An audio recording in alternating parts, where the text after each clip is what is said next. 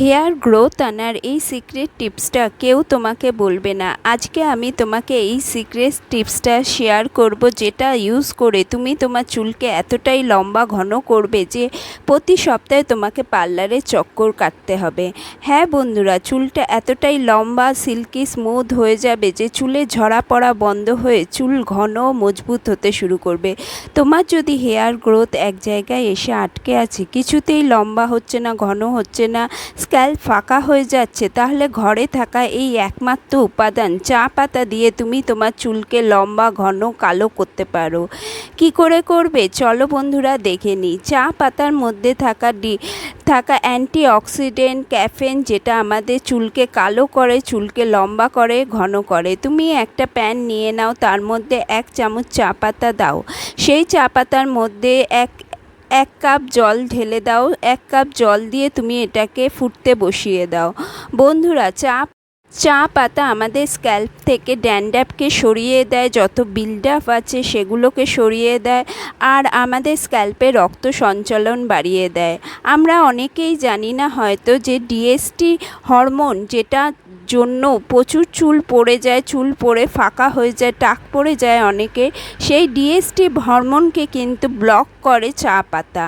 এই জিনিসটা অনেকেই আমরা জানি না, কিন্তু চা পাতা যদি রেগুলার ইউজ করি, চুল আমাদের কালো থাকবে, ঘন হবে, চুল কিন্তু মসৃণ হবে। চুলের যে কিউটিকলসগুলো আছে সেটাকে রিপেয়ার করে চা পাতা, যার ফলে চুল আমাদের ঘন মসৃণ হয়ে ওঠে।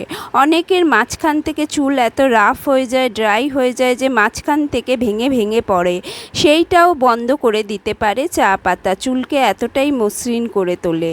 তো তুমি 5 মিনিট এই চা পাতাটাকে ফুটিয়ে নাও, তারপরে ঠান্ডা করে এই জলটাকে ছেঁকে নাও। এরপর আমরা এর মধ্যে যে ইনগ্রিডিয়েন্ট দেব সেটা তোমাদের চুলকে কালো করবে, স্ক্যাল্প থেকে যত বিল্ডআপ ড্যান্ড্রাফ আছে সেগুলোকে সরিয়ে দেবে, স্ক্যাল্পে ব্লাড সার্কুলেশন বাড়াবে, ব্লাড ফ্লোকে বাড়াবে, যার ফলে আমাদের নতুন চুল গজাবে, চুলটা মসৃণ হবে, সিল্কি হবে, স্মুথ হবে। তো এর জন্য আমি নিয়ে নিলাম খানিকটা লেবুর রস। লেবুর রস আমাদের স্ক্যাল্প থেকে সব ড্যান্ড্রাফ সরিয়ে দেবে। লেবুর রসের মধ্যে থাকা ভিটামিন সি আমাদের হেয়ার গ্রোথকে বাড়াবে, চুলকে স্মুথ করবে, সিল্কি করবে, সফট বানাবে। তো আমরা অল্প 1 চামচ মতো নিয়ে নিলাম লেবুর রস। এবার এটাকে আমরা দুভাগে ভাগ করে নেব। একটা আমরা সিরাম বানাবো, সেই সিরামের জন্য আমি নিয়ে নিচ্ছি 1 চামচ মতো নারকেল তেল। তোমরা মাপ করে 1 চামচ নারকেল তেল এর মধ্যে ঢেলে নাও। নারকেল তেলের মধ্যে থাকা lauric acid, fatty acid, vitamin E, যেটা আমাদের স্ক্যাল্পে কোলাজিনকে বুস্ট করে স্ক্যাল্পে নতুন চুল গ্রোথ দিতে হেল্প করে। চুল যত সিল্কি স্মুথ থাকবে তত চুল পড়া কমে যায়, চুল পড়া কমলে তোমার হেয়ার গ্রোথ করা শুরু করবে। চুল যদি অনেক দিন ধরে তোমার এক জায়গায় আটকে আছে, চুলে কোনো গ্রোথ নেই, তাহলে তুমি এই সিরামকে রেগুলার ইউজ করো। যেদিনই শ্যাম্পু করবে তার 2 ঘন্টা আগে এই সিরামকে স্ক্যাল্পে ফাঁকা ফাঁকা করে দিয়ে দাও, তারপরে পুরো চুলে লাগিয়ে নাও। এতে কি হবে, চুলের ভাঙা, চুলে ঝরা পড়া বন্ধ হবে, চুল হবে সিল্কি স্মুথ, চুলটা হবে তোমার রেশমের মতো মোলায়েম। বন্ধুরা, এইভাবে তুমি সিথিকে ফাঁকা করো, আর চুলে তুলোর সাহায্যে, কটন বলের সাহায্যে বা কোনো ড্রপারের সাহায্যে এটা লাগিয়ে নাও। এটা কিন্তু স্প্রে বোতলে লাগানো যাবে না, কারণ এটা ভালো মতো স্প্রে হবে না। আসলে চা পাতার জল স্প্রে বোতল অনেক সময় খারাপ করে দেয়, তার জন্য আমি স্প্রে বোতলে তোমাদের ইউজ করতে পারবো না। আর যেহেতু এর মধ্যে তেল দিয়েছি, আমরা তেল দেওয়া অবস্থায় এই চা পাতা আর এই জলটাকে স্প্রে বোতলে ইউজ করতে পারবো না। তাই তুমি কোনো কটন বলের সাহায্যে স্ক্যাল্প ফাঁকা করে করে এইভাবে লাগিয়ে নাও। এতে হবে কি, তোমার যদি চুল পেকে যাচ্ছে সেখানেও এই জল লেগে যাচ্ছে, যার ফলে চুলটা ধীরে ধীরে কিন্তু ব্রাউন কালার নিতে থাকবে। সেটা একটু লং প্রসেস, কিন্তু তুমি যদি এইভাবে ইউজ করতে থাকো রেগুলার চা পাতা, তোমার চুল কিন্তু কালার চেঞ্জ করতে থাকবে আর তোমার নতুন যে চুল গজাবে সেটা কিন্তু কালোই গজাবে, সেখানে তোমার সাদা চুল খুব কমই গজাবে। বন্ধুরা, আমি বহুদিন হয়ে গেছে হেনা ঠেনা কিছু করিনি, কিন্তু আমার চুলে স্ক্যাল্পে কিন্তু সাদা চুল সেইভাবে নেই। তোমরা দেখতেই পাচ্ছ স্ক্যাল্প আমি অনেক কাছ থেকে তোমাদের দেখাচ্ছি, আমার স্ক্যাল্পে কিন্তু সেইভাবে সাদা চুল নেই।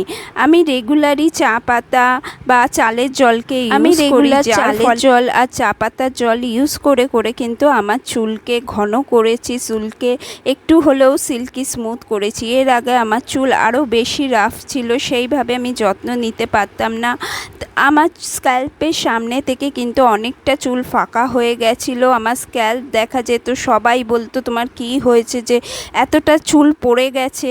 আমার ছোটোবেলায় এত কম চুল ছিল না, মোটামুটি যা চুল ছিল যথেষ্ট ছিল, কিন্তু আমি চুল লম্বা করার কথাই ভাবতে পারতাম না। চুলকে সবসময় শর্ট করে রাখতাম, যেহেতু আমার প্রচণ্ড চুল পড়তো আর স্ক্যাল্পের সামনে থেকে পুরোটাই ফাঁকা হয়ে গেছিলো। কিন্তু আমি রেগুলার ন্যাচারাল রেমেডি করে করে, এরকম ন্যাচারাল রেমেডি ইউজ করে করে কিন্তু আমার স্ক্যাল্পে যেটুকু চুল দেখতে পাচ্ছ সেইটুকু আছে। তো তোমরাও এরকম রেমেডির ওপর ভরসা রাখো, রেমেডিকে ভরসা করে ইউজ করো, তোমরাও ফল পাবে।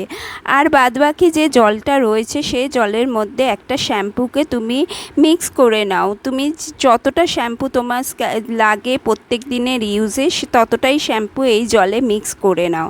এই জলটাকে এবার তুমি শ্যাম্পু করার 5 থেকে 10 মিনিট আগে স্ক্যাল্পে হালকা করে ম্যাসাজ করো, কারণ এর মধ্যে আমরা লেবুর রস দিয়েছি। লেবুর রসে থাকা ভিটামিন সি স্ক্যাল্প থেকে পুরো বিল্ডআপ ড্যান্ড্রাফ সব সরিয়ে দেবে, স্ক্যাল্পে রক্ত সঞ্চালন বাড়াবে, স্ক্যাল্পে যত খারাপ অবস্থা আছে সেটাকে ঠিক করে চুলকে সুন্দর করবে। তো ভিডিওটা আজকের মতো এই পর্যন্ত।